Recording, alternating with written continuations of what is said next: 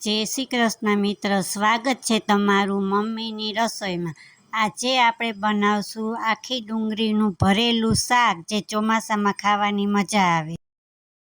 ભરેલી ડુંગળીનું શાક બનાવવા માટે આપણે 8 થી 10 નંગ આ ડુંગળી લીધી છે, એને વચ્ચેથી કાપો પાડી લીધો છે।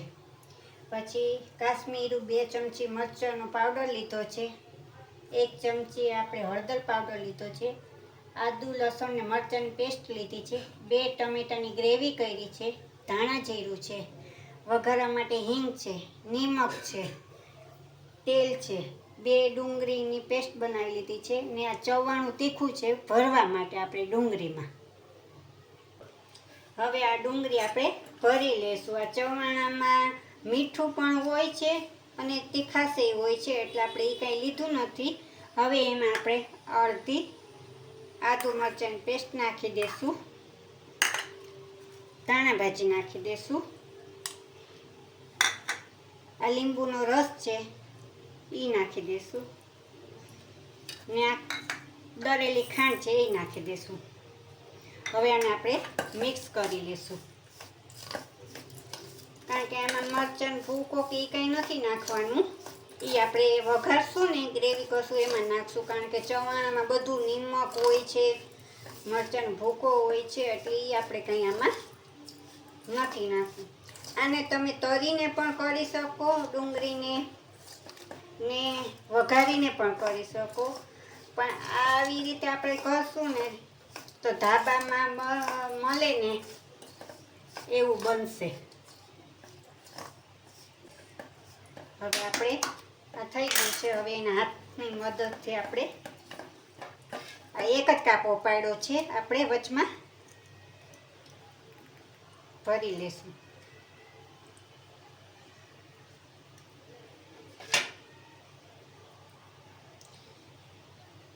ચાર કાપા પાડીને કરવું હોય તો એ થાય, પણ એ પછી છૂટી પડી જાય, એના કરતાં એક કાપામાં ભરીએ ને બહુ સરસ થાય છે।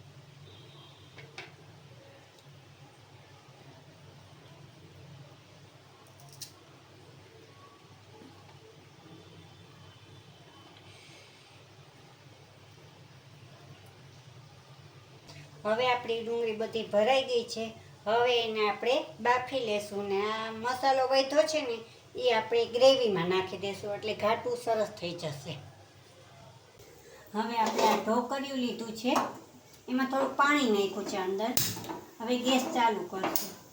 હવે આપણે આ એક એક ડુંગળી એમાં બધી મૂકી દેશું।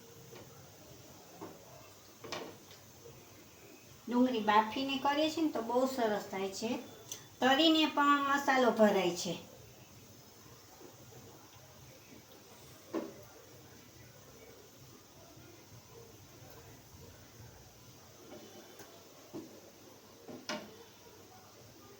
હવે આપણે એને ઢાંકણું દઈ દઈશું અને આને 7 થી 8 મિનિટ લગી બાફવા દઈશું। હવે આપણે ડુંગળી બફાય ત્યાં લગી આપણે ગ્રેવી બનાવી લઈશું। આ એક કઢાઈ લીધી છે, હવે ગેસ ચાલુ કરશું।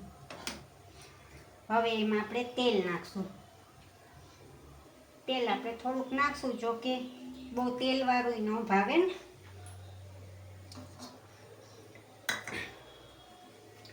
તેલ ગરમ થાય પછી આપણે હિંગ નાખશું। આપણું તેલ થયું છે, આપણે અડધી ચમચી હિંગ નાખી છે। આપણે આદુ લસણ ને મરચાંની પેસ્ટ નાખી છે। ગેસ ધીમો કરીને એને આપણે જરાક હલાવી લઈશું।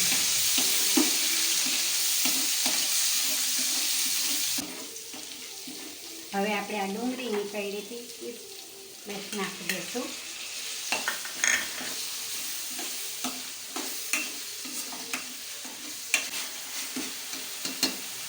હવે એમાં આપણે અડધી ચમચી હળદર પાવડર નાખશું, 1 ચમચી આપણે ધાણા જીરું નાખશું।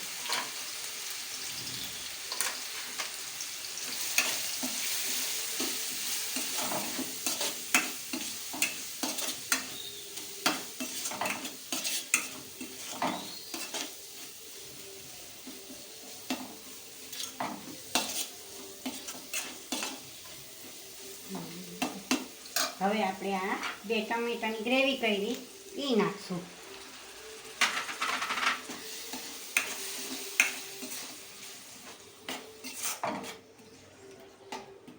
હવે આપણે એમાં સ્વાદ પ્રમાણે મીઠું, કારણ કે ચવાણમાં હતું એટલે આપણે એમાં નથી નાખ્યું ડુંગળી ભરવામાં. આ આપણે ગ્રેવીના ભાગનું નાખશું.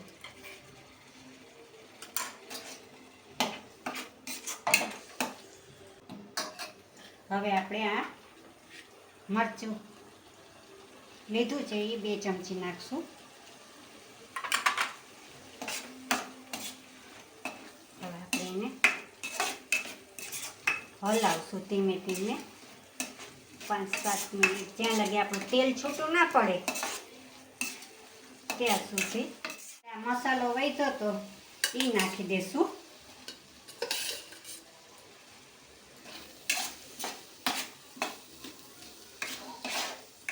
પછી આપણે આ થોડોક છે એ નાખી દઈશું. એને આપણે હલાવશું, બધું ચવાણું મિક્સ થઈ જાય પછી હલાવશું. હવે આપણે આમાં પાણી નાખશું.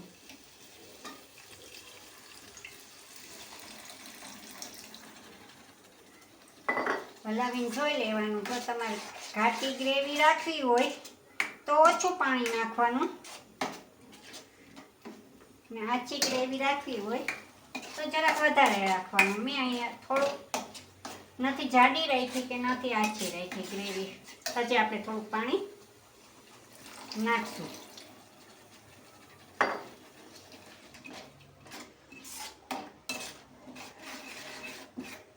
હવે આને આપણે 5 મિનિટ ઢાંકીને રાખશું. તેલ છૂટું પડે ત્યાં લગી આપણી ગ્રેવી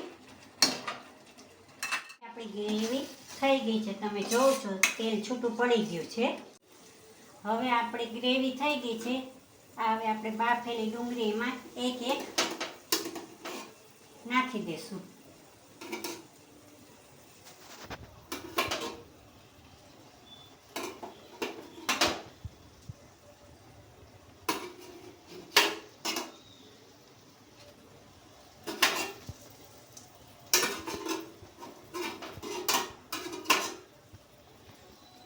હવે એને આપણે ધીમે ધીમે મિક્સ કરી લઈશું.